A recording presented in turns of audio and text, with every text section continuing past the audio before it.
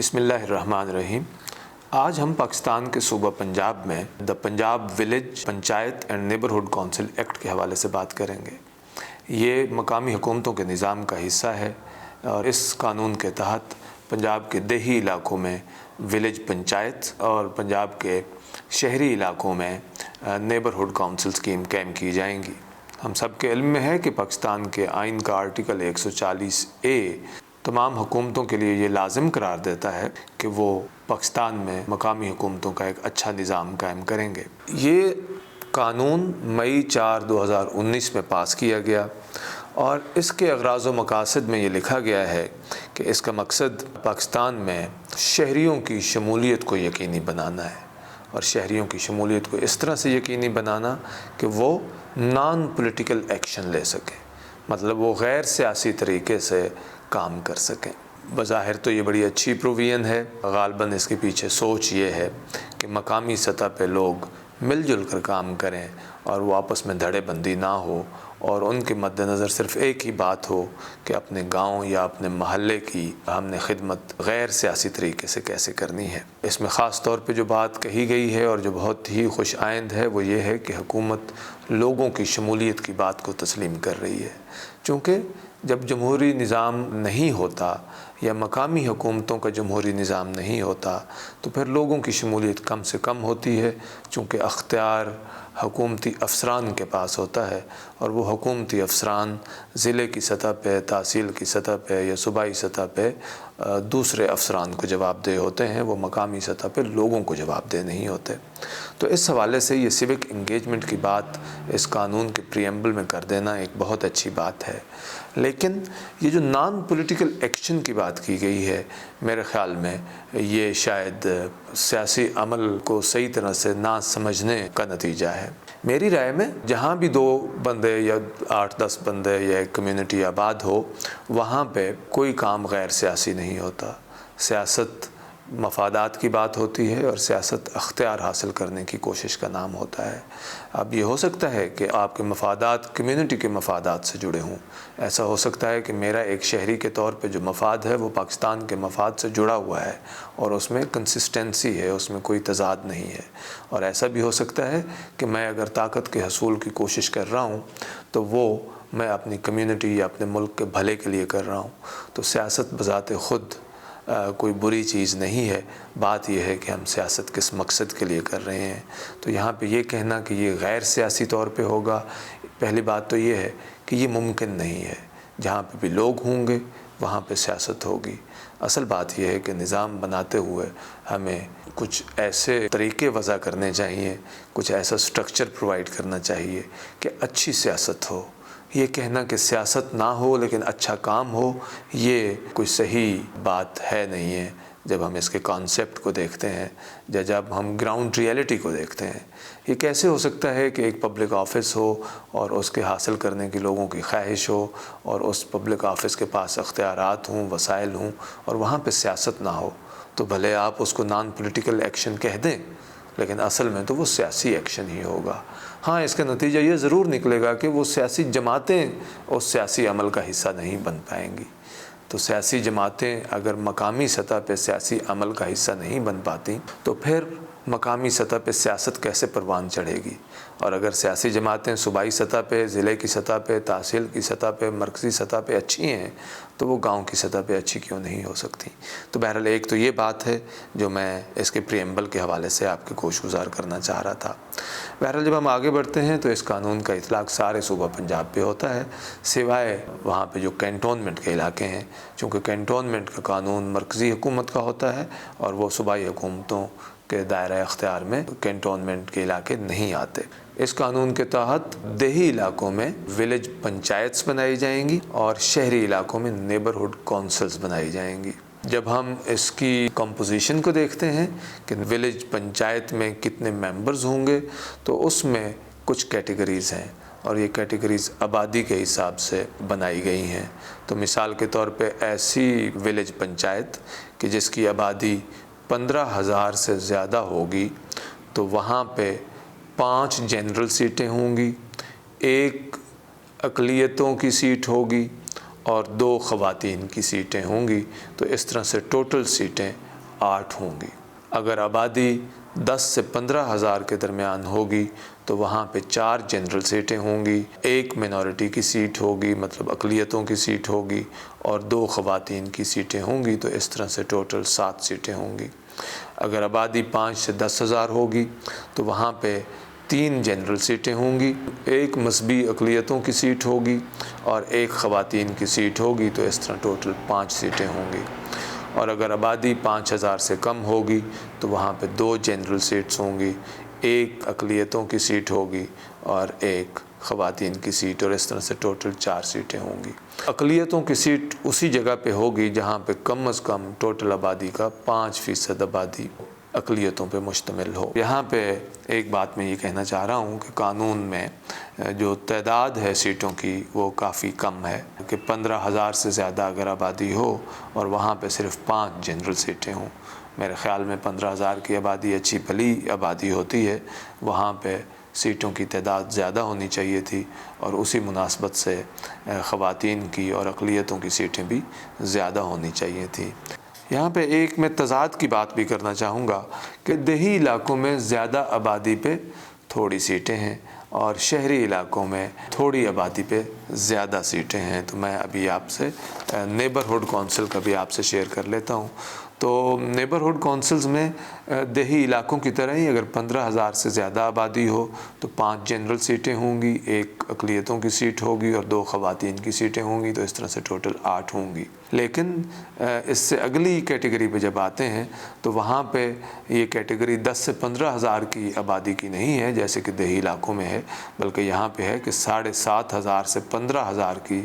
آبادی پہ 4 جنرل سیٹیں ہوں گی، 1 اقلیتوں کی سیٹ ہوگی اور 2 خواتین کی، تو اس طرح سے ٹوٹل 7 سیٹیں ہوں گی۔ جب ہم اس سے اگلی کیٹیگری پہ آتے ہیں تو وہاں پہ یہ ہے کہ 3,000 سے 7,500 تک کی آبادی پہ شہری علاقوں میں 3 جنرل سیٹیں ہوں گی، 1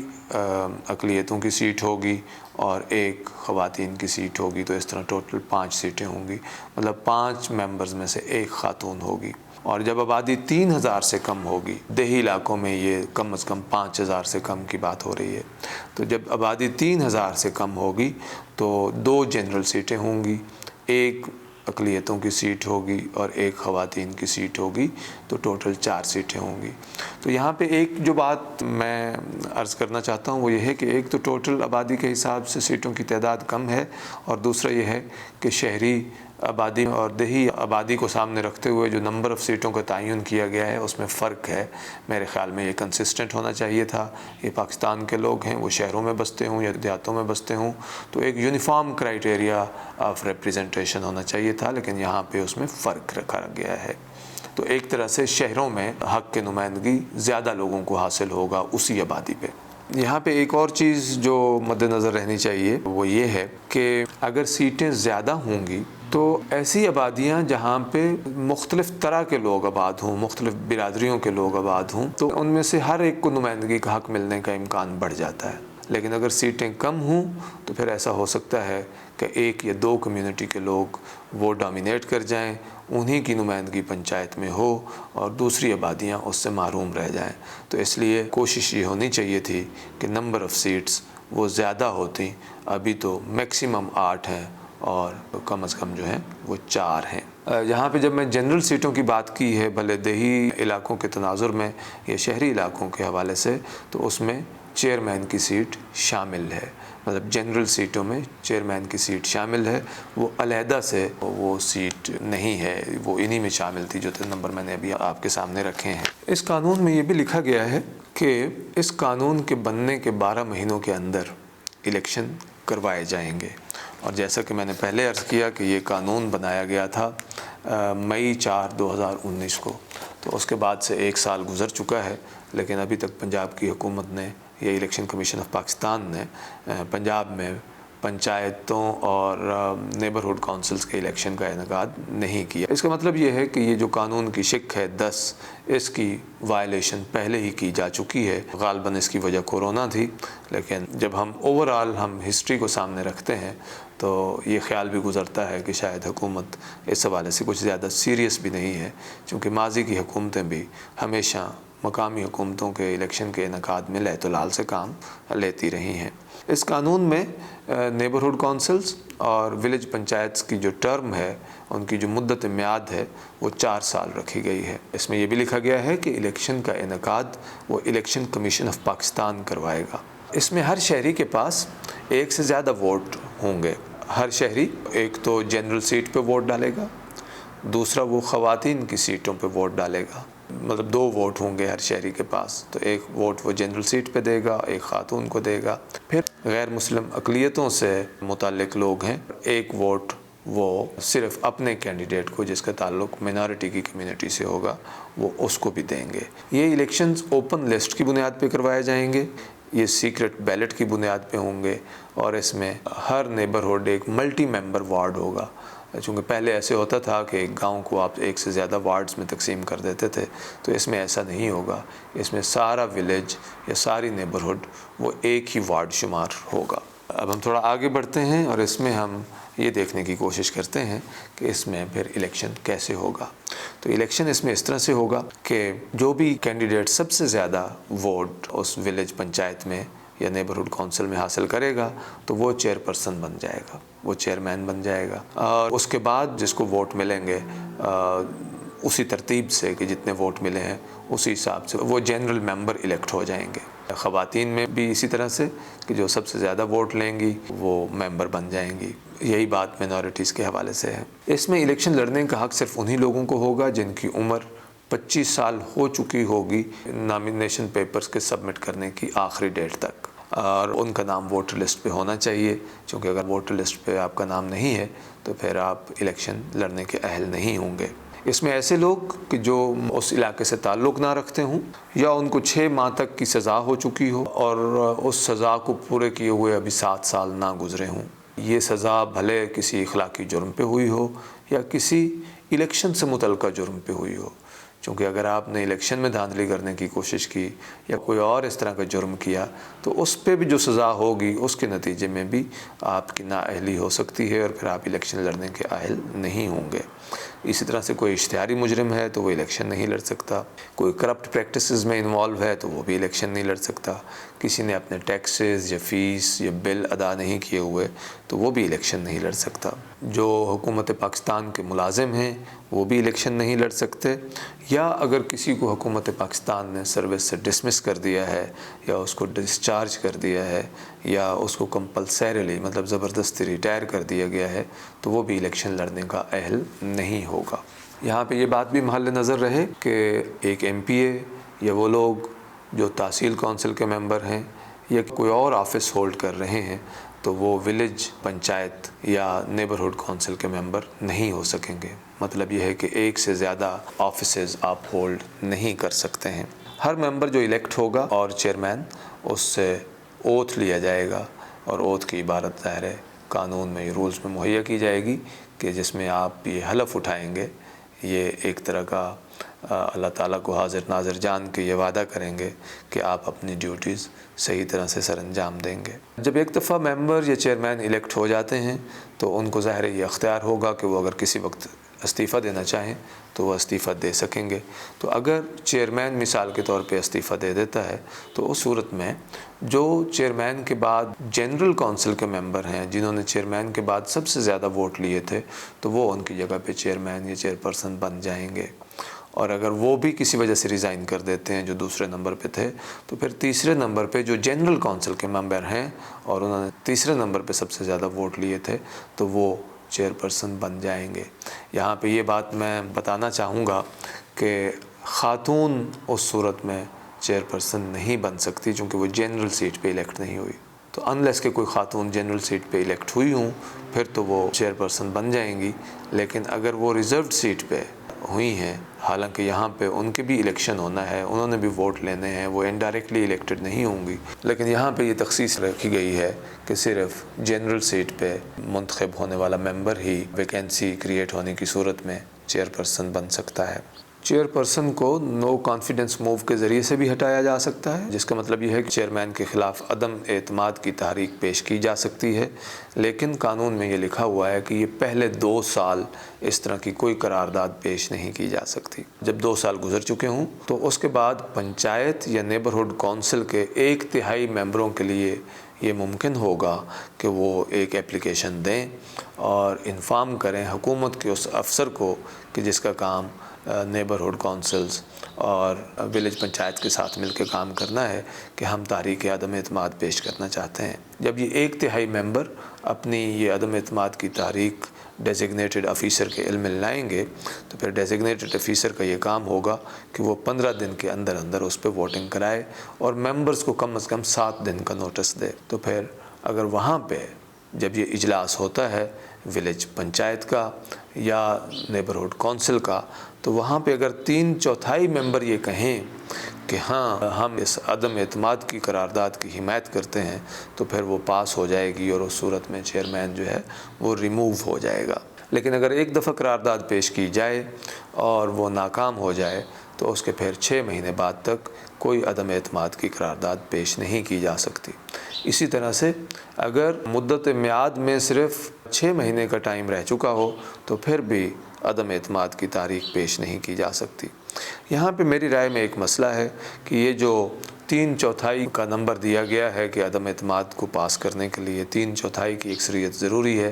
تو یہ مجھے نامناسب لگتی ہے، یہ غیر موزوں ہے، یہ بہت زیادہ نمبر ہے، جس کا مطلب یہ ہے کہ اگر چیئرمین کے سارے ممبر باقی چیئرمین کے خلاف ہو جائیں تو تبھی اس قرارداد کا پاس ہونا ممکن ہوگا۔ تو ایفیکٹولی اس قانون میں عدم اعتماد کا آپشن نہ ہونے کے برابر ہے۔ اس کو میکسیمم 2/3 ہونا چاہیے تھا، تو اس کو بہت زیادہ ہی سخت بنا دیا گیا ہے۔ اس قانون میں ایک چیز جو میری نظر میں بہت قابل اعتراض ہے وہ یہ ہے کہ اس میں صوبائی حکومت کو بہت زیادہ اختیار دیا گیا ہے کہ وہ کسی بھی ولیج پنچایت کو یا نیبرہڈ کونسل کو کسی وقت بھی سسپینڈ کر سکتے ہیں اور ڈیزالو بھی کر سکتے ہیں۔ تو اس حوالے سے کئی طرح کے اختیارات موجود ہیں۔ میرے خیال میں یہ ایک الیکٹڈ ادارے کے حوالے سے اس طرح کا اختیار صوبائی حکومت کے پاس ہونا وہ کوئی زیادہ موزوں بات نہیں ہے۔ جب ہم اس کو مزید تفصیل میں دیکھتے ہیں تو ایک صورت تو وہ ہے کہ جب کسی چیئرمین پہ یا ممبر پہ یہ الزام لگتا ہے کہ اس نے مس کنڈکٹ کیا ہے یا یہ کہ وہ اپنا کام کرنے کے حوالے سے ذہنی طور پہ یا جسمانی طور پہ جسمانی صحت کے حوالے سے وہ قابل نہیں رہا ہے، تو اس صورت میں شکایت لوکل بورڈ کو بھیجی جا سکتی ہے۔ لوکل بورڈ اس پہ انکوائری کر کے ریکمنڈیشن بھیجتا ہے اور اس پہ سیکریٹری پنجاب گورنمنٹ وہ اس پہ ان کو سسپینڈ کر سکتے ہیں یا ان کو ریموو کر سکتے ہیں۔ تو ایک تو یہ صورت ہے۔ دوسری صورت وہ ہے جب سیکریٹری از خود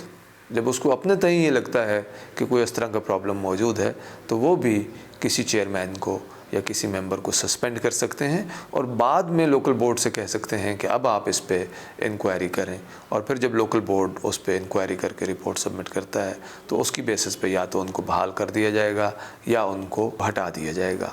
تو یہاں پہ جب ہم تفصیل میں دیکھتے ہیں تو ایک جو بڑا مسئلہ ہے کہ وہ کسی سطح پہ کوئی ٹائم لائن نہیں دی گئی، وہ گراؤنڈز نہیں دیے گئے کہ جس کی بیسس پہ سیکریٹری یہ سرٹن کرے گا کہ یہاں پہ واقعی ایک بڑا مسئلہ موجود ہے اور اس کی بیسس پہ اب اس چیئرمین کو یا اس ممبر کو سسپینڈ کر دینا چاہیے۔ تو جس طرح سے لینگویج ہے ایکٹ کی، اس سے تو لگتا ہے کہ یہ ایک ایبسولوٹ ڈسکریشن ہے اور سیکریٹری صاحب جب بھی چاہیں گے وہ ایسا کر سکیں گے۔ پھر ٹائم لائنز نہیں ہیں کہ اگر لوکل بورڈ اس پہ انکوائری کر رہا ہے تو وہ کتنے عرصے میں مکمل کرے گا۔ اگر لوکل بورڈ نے انکوائری کر کے بھیج دی ہے سیکریٹری صاحب کو تو پھر سیکریٹری صاحب کتنے عرصے میں اس پہ فیصلہ کریں گے۔ اس کی کوئی ٹائم لائن ہونی چاہیے تھی تاکہ ایسا تو نہ ہو کہ لوکل بورڈ نے اپنی انکوائری میں مثال کے طور پہ ان کو بحال کرنے کا کہا ہے اور پھر بھی سیکریٹری صاحب اس پہ 6 مہینے یا 4 مہینے یا سال پورا بیٹھے رہیں۔ تو ٹائم لائنز کے نہ ہونے کی وجہ سے اس بات کا احتمال ہے کہ اس قانون کا غلط استعمال ہو۔ اسی طرح کے اختیارات وہ نیبرہڈ کونسل یا ولیج پنچایت کو ڈیزالو کرنے کے حوالے سے یا سسپینڈ کرنے کے حوالے سے موجود ہیں۔ چونکہ پہلے جو میں نے بات کی وہ چیئرمین کی یا ممبر کی بات کی ہے کہ کسی ایک ممبر کو یا کسی ایک چیئرمین کو سسپینڈ کر دیا جائے یا ریموو کر دیا جائے، تو یہاں پہ اس کے علاوہ صوبائی حکومت کے پاس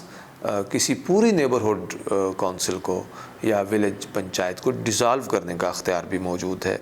اور اس صورت میں یہ اختیار سیکرٹری کے پاس نہیں ہوگا بلکہ یہ اختیار منسٹر کے پاس ہوگا، اور یہ اختیار استعمال کیا جائے گا جب اس حوالے سے لوکل بورڈ ایک رپورٹ پیش کرے گا، اور اس میں ظاہر ہے وہ ان گراؤنڈز کا تعین کرے گا کہ جس کی بیسس پہ سسپینشن یا ڈیزولوشن ریکمینڈ کی جا رہی ہوگی۔ اس میں خاص طور پہ شیڈول 13 کا حوالہ ہے کہ اگر اس کی وائلیشن ہوگی تو پھر ایسا کیا جا سکتا ہے۔ اس میں اگرچہ یہ بھی کہا گیا ہے، جو ایک مثبت بات ہے، کہ وہ یہ ہے کہ اگر ایک دفعہ لوکل گورنمنٹ اسی گراؤنڈ پہ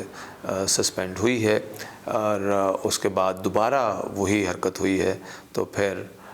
2 نوٹس دیے جائیں گے، اور اس کے بعد منسٹر یہ فیصلہ کریں گے۔ اگر وہ مطمئن نہیں ہوتے تو پھر ڈیزولوشن کا فیصلہ بھی ہو سکتا ہے، لیکن اگر وہ صرف سسپینشن ہوئی تھی تو اس کے بعد اگر وہ شکایت اس کا ازالہ ہو گیا ہو تو پھر اس کو ری انسٹیٹ بھی کیا جا سکتا ہے، اور جب ڈیزولوشن ہو جائے گی تو اس کے 3 مہینے کے اندر اندر الیکشن کروایا جائے گا، اور الیکشن کمیشن آف پاکستان کروائے گا۔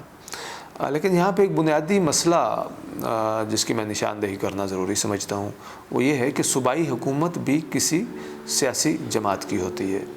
اور ایسا ہو سکتا ہے کہ اگرچہ نیبرہڈ کونسلز اور ولیج پنچایتس غیر جماعتی بنیادوں پہ منتخب ہوئی ہوں گی، لیکن پھر بھی ان کی کسی نہ کسی جماعت سے وفاداری کا ہونا ایک لازمی امر ہے، چونکہ آپ سیاست کو اس طرح سے ختم کر نہیں سکتے۔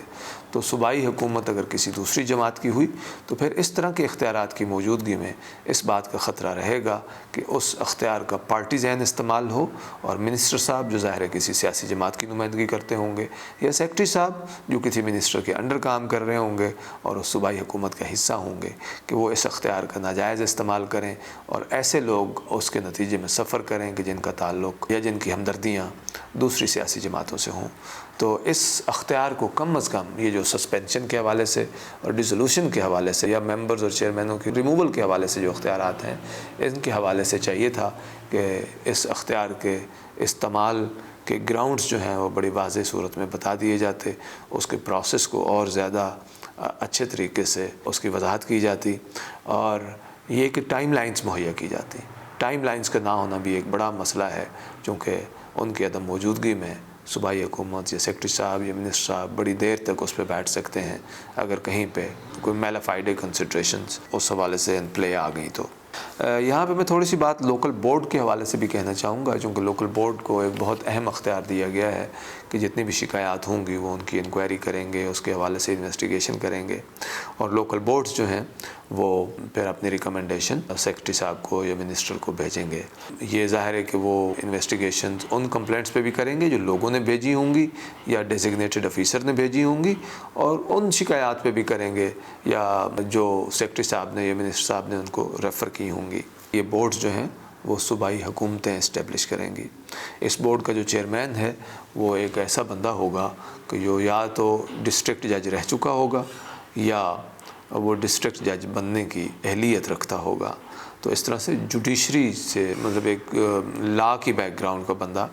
وہ اس بورڈ کا چیئرمین ہوگا۔ اس کے جو باقی 2 ممبرز ہیں ان کا تعین صوبائی حکومت کرے گی، اور یہ بورڈ جو ہے وہ میجورٹی ڈیسیژن کرے گا، مطلب 3 چیئرمین کے ساتھ اگر 2 ممبرز ہیں تو ٹوٹل 3 ہو گئے، 3 میں سے جس طرف 2 لوگ اکٹھے ہوں گے تو وہ فیصلہ فائنل فیصلہ شمار ہوگا یا فائنل ریکمنڈیشن شمار ہوگی۔ اب جب ہم اس کمپوزیشن پہ دیکھتے ہیں تو ایک تو میری سمجھ میں یہ بات نہیں آتی کہ چیئر پرسن کا لازمی طور پر ایک فارمر ڈسٹرکٹ جج یا ایک ایسا بندہ جو ڈسٹرکٹ جج بننے کی اہلیت رکھتا ہو، تو ایسا ہونا کیوں ضروری ہے؟ دیگر لوگ کیوں چیئر پرسن نہیں ہو سکتے؟ تو مجھے تو یہ ڈسکریمنیٹری پروویژن لگتی ہے۔ میرے خیال میں اس طرح کی تخصیص کرنا یہ مناسب نہیں تھا۔ اس حوالے سے مناسب ہی ہوتا کہ ایک کرائیٹیریا کا تعین کر دیا جاتا، اور پھر جو بندہ بھی چیئر پرسن بننے کا اہل ہوتا اس کو اس پہ اپائنٹ کر دیا جاتا۔ اور ایک دوسری بات جو اس حوالے سے اہم ہو سکتی تھی وہ یہ ہے کہ یہ ٹوٹل صوبائی حکومت کی ڈسکریشن نہ ہوتی، بلکہ خاص طور پہ ان 2 ممبرز کے حوالے سے، بلکہ اس کا کوئی ایک طریقہ کار طے کر دیا جاتا کہ ان ممبران کا تعین कैसे किया जाएगा। जो चेयरपर्सन हैं उनके हवाले से ये ज़रूर शर्त आयद की गई है कि वो in consultation with chief justice of the high court उनकी अपॉइंटमेंट होगी, लेकिन मेरे ख़्याल में ये काफ़ी नहीं है। मेरे ख़्याल में ज़्यादा बेहतर होता कि इसका क्राइटेरिया और प्रोसेस ऑफ सिलेक्शन ज़्यादा वजाहत से बता दिया जाता और उसमें इस बात का ख़ास ख्याल रखता कि सूबाई हुकूमत की टोटल डिस्क्रेशन ना हो, बल्कि एक रिलेटिवली इंडिपेंडेंट प्रोसेस हो, ताकि लोकल बोर्ड में जो लोग अपॉइंट हों उनकी न्यूट्रलिटी पे सवाल ना उठाए जा सकें। इस कानून में कुछ क्लैरिकल एरर्स भी मौजूद हैं, कुछ गलतियां भी मौजूद हैं जिनकी तस्दीक ज़रूरी है। मिसाल के तौर पे सेक्शन 35 में सेक्शन 70 का हवाला दिया गया है कि जिसका ताल्लुक़ वहाँ पे बनता नहीं है, चूँकि सेक्शन 35 में चेयरमैन और मेंबर्स की बात हो रही है, जबकि सेक्शन 70 जो है उसका ताल्लुक़ लोकल बोर्ड के चेयरमैन और मेंबर्स की रिमूवल के हवाले से है। तो इस तरह की गलतियाँ भी कानून में मौजूद हैं जिनकी तस्हीह करना ज़रूरी होगा। तो मजमूई तौर पे जब हम देखते हैं तो पंजाब में ये जो पंचायत का और नेबरहुड काउंसिल्स का कानून बनाया गया है, ये एक अच्छा कानून है। इसमें कुछ बेहतरी की ज़रूरत है और वो वक्त के साथ मुझे यकीन है कि वो की जाएगी। इसमें कुछ मसाइल की निशानदेही मैंने ज़रूर की है, उसमें 2-3 चीज़ों को मैं दोबारा से सम अप कर देता हूँ। एक तो ये है कि अब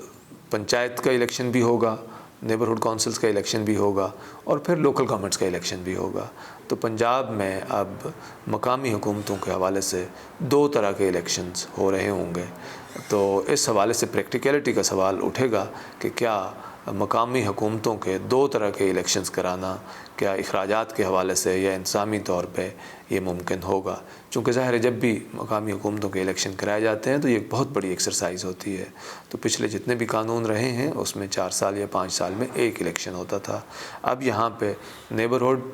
काउंसिल्स और विलेज पंचायत के अलहदा इलेक्शंस होंगे और बाद में या उसके साथ साथ ही लोकल गवर्नमेंट्स के इलेक्शंस अलहदा से होंगे। और ज़ाहिर लोकल गवर्नमेंट्स तहसील की सतह पे यहाँ पे एनविजेज है या शहरी सतह पे म्यूनिसिपल कमेटीज़ और मेट्रोपॉलिटन कॉरपोरेशंस के हवाले से। इसमें दूसरा मसला जिसकी हमने निशानदेही की है वो ख़वातीन की नुमाइंदगी के हवाले से है कि जिसको बेहतर बनाया जा सकता है। और ख़ास तौर पर मेरे ख़्याल में जब सीट खाली होती है चेयरमैन की तो ख़वातीन को भी अहल होना चाहिए कि वो भी उनकी जगह पे इलेक्ट हो सकें, भले वो जनरल सीट पे इलेक्ट ना हुई हों। मैंने ये बात भी की कि जो सीटों की तादाद है वो कम है, ख़ास तौर पे देही इलाकों में और शहरों में भी, और इस तादाद को बढ़ाने की ज़रूरत है। और इसके लिए यकसां फार्मूला होना चाहिए, ये नहीं कि शहरों में कम आबादी पे मेंबर इलेक्ट हो रहे हों और देहातों में ज़्यादा आबादी पे उतनी ही तादाद में मेंबर्स इलेक्ट हो रहे हों। इसी तरह से हमने सूबाई हुकूमत के अख्तियार की बात भी की है कि ये अख्तियारात अभी कानून में इस तरह से मौजूद हैं कि उनका आर्बिट्रेरी इस्तेमाल हो सकता है और सस्पेंशन की सूरत में टाइम लाइन्स नहीं दी गई, ना ही इंक्वायरी के लिए टाइम लाइन्स नहीं दी गई। और इस वजह से मुमकिन है कि जब लोकल गवर्नमेंट्स को मुअत्तल किया जाए या किसी मेंबर को या किसी चेयरमैन को सस्पेंड किया जाए तो फिर बहुत देर तक उस पर फ़ाइनल फ़ैसले ना हो सकें। तो इसको भी दोबारा देखने की ज़रूरत है। इस तरह से जो लोकल बोर्ड है उसकी कंपोजिशन को भी और वहाँ पे अपॉइंटमेंट के प्रोसीजर को भी देखने की ज़रूरत है। और यहाँ पे मैं ख़ास तौर पे इसरार से ये बात कहना चाहूँगा कि चेयरपर्सन के लिए लाजमी तौर पे जुडिशरी में से होना या ऐसे बंदे का होना कि जो जज बनने की अहलियत रखता हो, ये कोई मुनासिब शर्त नहीं है। जो भी बंदा अहल हो, उसका ताल्लुक़ किसी भी फील्ड से हो, उसके लिए ये दरवाज़ा खुला रहना चाहिए कि वो भी चेयरमैन बन सके। अगर लीगल एक्सपर्टीज़ की ज़रूरत है तो वो तो किसी मेंबर में भी हो सकती है। तो इसलिए इसको इस तरह से वाटर टाइट करना कि चेयरमैन लाजमी ही वो बंदा होगा जिसका ताल्लुक़ जुडिशरी से रहा हो या जो जज बनने की अहलियत रखता हो, तो ये काफ़ी नहीं है। चूँकि जज बनने की अहलियत और कवानीन में लिखी हुई है और वहाँ पे फिर लॉ की डिग्री या इस तरह की शराइत मौजूद हैं, तो इस वजह से ऐसे लगता है कि ये सिर्फ प्रैक्टिसिंग वकला के लिए और साबिक़ा जजों के लिए मखसूस कर दिया गया है। ये डिस्क्रिमिनेटरी है और नामुनासिब है। तो इसके साथ ही मैं अपनी गुजारिशात को यहाँ पे ख़त्म करना चाहूँगा और आइंदा आने वाले दिनों में हम लोकल गवर्नमेंट के हवाले से कुछ मज़ीद इसी तरह के प्रोग्राम्स करेंगे जिसमें हम विलेज पंचायत के या नेबरहुड काउंसिल के अख्तियारात की बात भी करेंगे और इस हवाले से जो अकाउंटेबिलिटी का निज़ाम या लोगों को जवाबदेही का निज़ाम मौजूद है हम उसकी बात भी करेंगे, या किस तरह से शहरी मकामी हुकूमतों के نظام میں اپنا حصہ ڈال سکتے ہیں اور ان تک اپنی بات پہنچا سکتے ہیں، کیسے ان کو اکاؤنٹیبل ٹھہرا سکتے ہیں، یا اس میں شفافیت کے حوالے سے کون سی پروویژنس موجود ہیں. تو ہم ان شقوں کی بات بھی کریں گے تاکہ لوگوں کو اپنے حقوق کا، اپنی ذمہ داریوں کا، اپنے فرائض کا علم ہو اور پھر ہم سب اپنا کردار ادا کر سکیں اور اس نظام سے بہترین انداز سے فائدہ اٹھا سکیں. بہت شکریہ.